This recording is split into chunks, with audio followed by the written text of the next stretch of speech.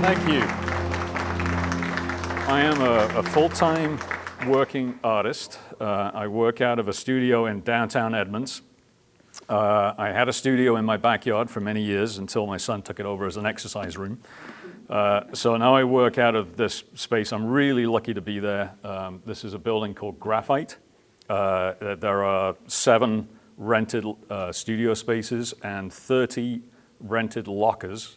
And so it's not unusual to have 20 or 30 artists working in the space. And it's got great light all day until about 4 o'clock. And I love it. I love working in there so much. I'm going to give you a little bit of a background on my history, but I want to invite you to ask questions if you want to as we go through. So it's not just me spieling. You can feel free to raise a hand if there's anything you want to know. I was born in England, in the UK. I had a passion for painting very young, usually on things I wasn't supposed to. The landscape that I grew up in is a lot like the Skagit Valley, fairly flat, lots of moisture, lots of rivers, an amazing light. This is the view from my bedroom window where I lived from ages like 16 to 22-ish.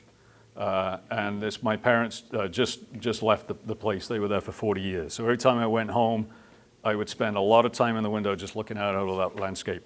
There's a river at the bottom of the meadow, and it always fills up with mist, and when the moonlight is out, it's just magical. There's a picture of the river. So you can see this. It's just a classic English landscape, but you can just see there that sort of subtlety of light that we have here as well. You know, there's a whitish light in the UK, which I haven't seen anywhere else except for the Pacific Northwest. It sort of subdues the colors of the landscape and gives us these beautiful misty vistas. When I started my career, I was an illustrator, and I used to do architectural illustration. This is historical reconstruction. So what would happen is people would sort of come to me and say, we found the remnants of a building. We need somebody to figure out what it looked like. And I was a little bit of a history buff, so it was a lot of fun for me to put these things together. After the university and illustration work, then I started to experiment with oils. And I particularly became fascinated by light, particularly in clouds. Again, you know, the UK, where I'm from, is very similar to here. The sky is always such a huge feature of everything. And the light is always different. And so it sort of took me a little while to understand how the light works on and through clouds. But that started pretty early. For a living, because I had to pay a mortgage, I've been an illustrator, I've been a painter, I've been a bus driver, and I've been a mural painter. And I actually painted murals for 30 years and retired fully from that a year and a half ago. But because everything hurts just a little bit. But this would be typical of the sort of thing I do. This is about 40-something feet high, about 70 feet across. This one's in Seattle. That one over there is in Arlington. So, you know, I did that for a long, long time. But alongside everything, I was painting.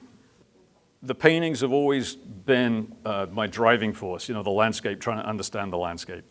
And my influences in that have always been, I'm sure you know all these guys. You might not know this guy, but Andrew Wyeth, Sidney Lawrence, Maxfield Parrish, Edward Hopper, and this guy, nobody knows him, is Billy Morrow Jackson. Has anybody ever heard of Billy Morrow Jackson? He was from Kansas, and he painted in the 60s. And the way he captured nothing is extraordinary. And it so reminds me of the Skagit Valley. It's just absolutely amazing. You know, muddy fields and stuff. And nobody knows him. So that's kind of fun. I had my first show, solo show in Pioneer Square at Marnie Muir Gallery, which is no longer there. There were 15 paintings, all of them acrylic, some of them very large. This was a 7-foot canvas. The next one here was also a 7-foot canvas. And the acrylic I found, I tried to take it as far as I could to get it to do what I wanted it to do, like the finessing and the softness and the mist and stuff. And I think I took it as far as I could, and I was really frustrated by the speed at which I had to work on it. And a fellow artist, you know exactly what I'm talking about. And then so Denise Cole at Cole Gallery in Edmonds introduced me to some new mediums, odorless mineral spirits, walnut oil, things of that sort. And once I switched back to that and had no issues at all, I worked in that ever since. I typically work in 4 different subjects: seascapes, cloudscapes, landscapes, and architecture. And everything that I do is, again, focused on atmosphere and light. So every painting starts off as an experience. The work that's here, these are places that I've been, they're environments I've been in, there's weather that I've experienced. And so when it comes to doing a painting, I'm much more focused on the feel of it and the mood of it than I am in trying to capture every single detail.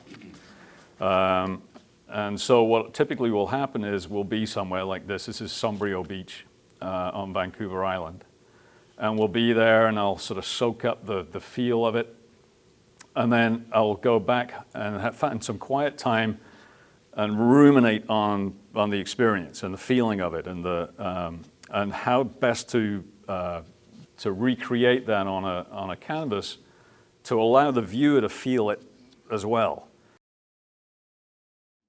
Sometimes. It depends on the situation. I do have a really nice GMC Savannah box fan with a sliding door on it, and there's always an easel inside it, so I can sit in the comfort and do a little plein air sketch.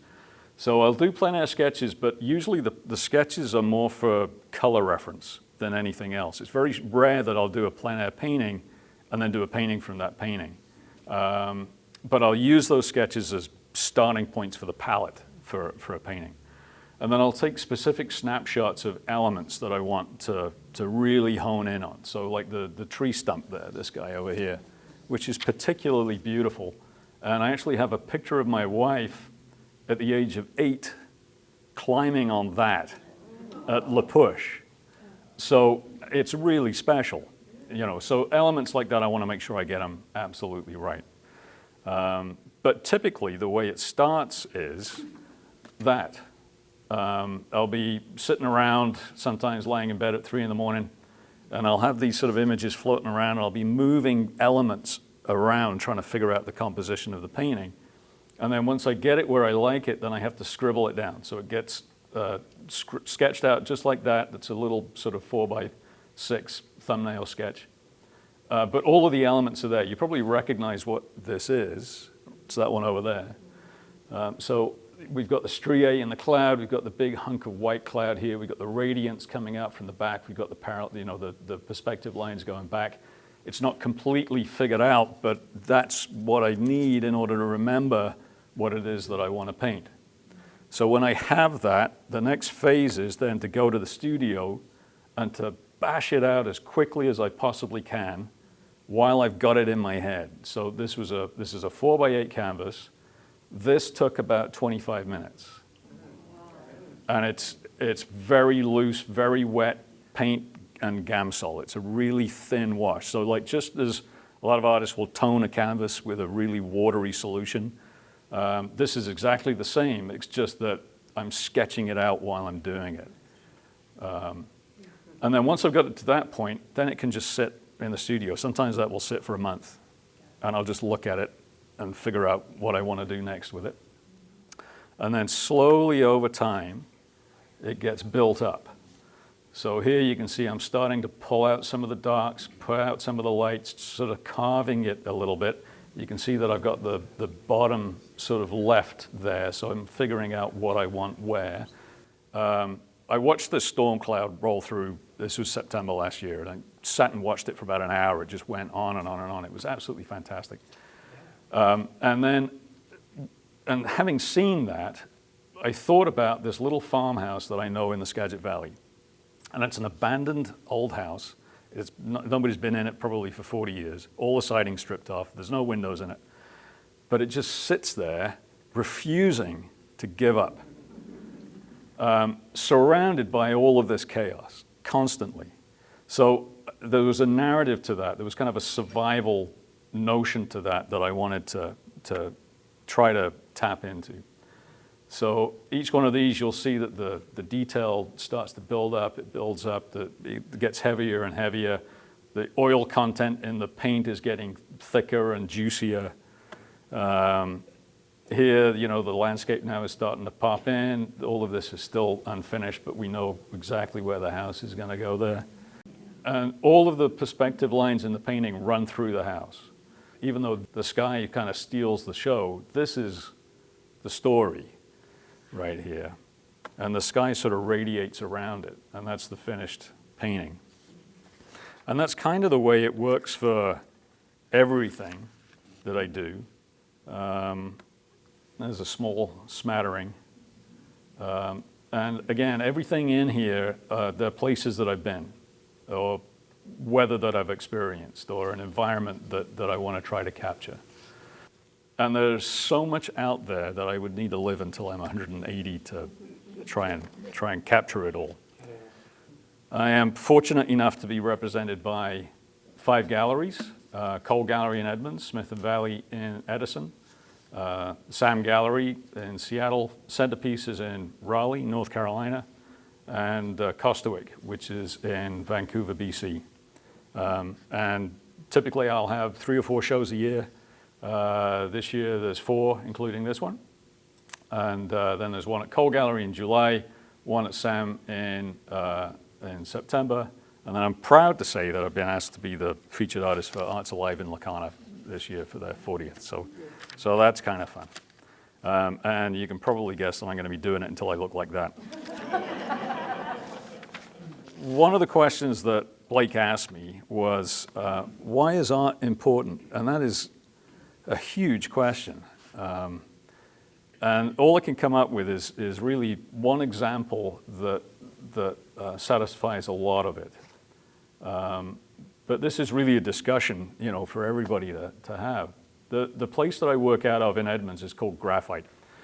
And Graphite is an art building, but its whole purpose is to fund a nonprofit. So all of the studio rentals, all of the functions they hold, the work that sells out of the gallery, the restaurant that's attached to it that pays the lease, all goes to fund Art Start Northwest. And what they do is they teach teachers how to teach art.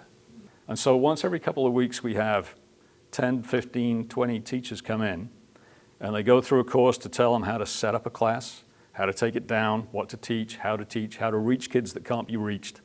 And then when they leave the building, they get all of the art supplies that they need to do it, and it's all free of charge.